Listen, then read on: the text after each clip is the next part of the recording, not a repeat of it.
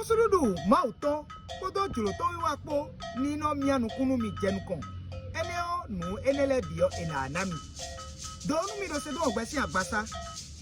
Mavo si kwa edonu mi dindole. Nu wewe do na mianu kunu mi jenukon. Osurudu mauto kodo julo to wiwapo. Nemi kana blo kwambo ma o se Osurudu na pegbe oji bikwi enewe nu ko to mi na nyaye. De akiko ma o ko kika ma o ko kome ma o ko idonu meleo edona mianu kunu. Ede kudoa poro be file mi na nya ene sino ma nya mi anoko be. Lo eno mi blo nu koton leo. Bo se so do tenu koton le me o.